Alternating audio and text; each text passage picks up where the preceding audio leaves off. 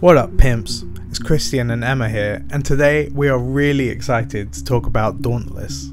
You've probably already heard lots of people comparing Dauntless to games like Monster Hunter and Dark Souls, so before we look at the game in more detail, let's clarify exactly what it is.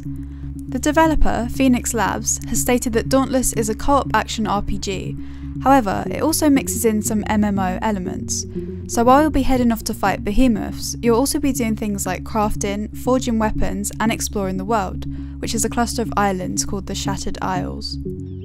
From what we've seen of the game so far, players will congregate in Ramsgate, which is like the social hub where you'll meet others and prepare before missions.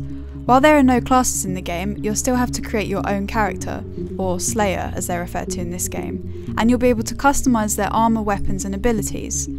So the weapons will have their own unique stats and abilities, and you'll be able to upgrade these by defeating behemoths and collecting various materials from across the islands. This means that if you see another player with something cool, like a rad piece of armour or a sick weapon, then they've got it because they earned it. So let's talk about the behemoths in the game. At the preview event, we played as a group of 4 and we had to take down 3 different behemoths. These aren't just bigger versions of standard mobs.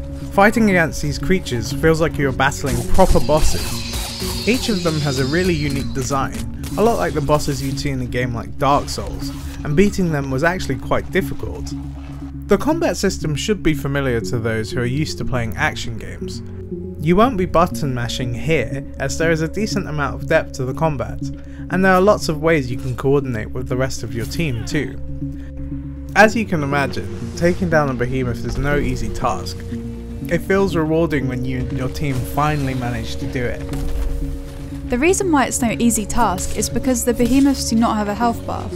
At first it may seem difficult to judge how much health it has left, but then wounds will begin to appear on the creature's body to show that it's hurt. At one point in this fight, the behemoth flew away and we had to track it down again. It then became enraged, which took us into another phase in the fight. As you can see, this behemoth, the Quillshot, is very different from the first one. Rather than flying around, this creature would send out spikes from its back. We were advised to cut off its tail, and we're not sure if you gain any extra rewards for this, but this did make the behemoth more sluggish and easier to attack. The final behemoth, an Alpha Pangar, was a lot tougher to fight against. Its movements are difficult to predict, so it's no surprise that we struggled with this one. The Alpha Pangar was relentless, showing no signs of remorse as most of our team was down. That's the beauty of Dauntless. You're forced to learn from your mistakes and try again. We didn't get a chance to play through any of the standard MMO bits that you'd expect. The generic collect 10 Gortusk livers quests don't need to be shown off because any developer can make something like that. The hard part of developing any MMO is getting the combat right, and that's exactly what Phoenix Labs have done. Dauntless doesn't feel like an MMO, it feels like an action game. After previewing Dauntless, we're both really surprised by how much we enjoyed it. This game is free to play, and usually that means it's either going to be pay to win or just awful. But Dauntless is doing a great job at breaking those limitations. After meeting a couple of the guys at Phoenix Labs and playing the game for about an hour, we're really eager to see what else they have in store. The team working on Dauntless is made up of experienced developers that have worked for bigger companies like Riot Games, so we're confident that they know how to construct a strong free-to-play model. The fact that Phoenix Labs are dead set on making their money through the sale of cosmetic items as opposed to the pay-to-win model is exactly what we want to hear.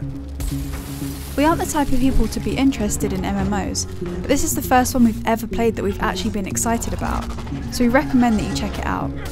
The Founders Alpha launches on August 18th, and we've included a link in the description below for those of you who are interested. This isn't the last you'll hear of this game, it has the potential to be the next big thing. Thanks so much for watching our Dauntless preview.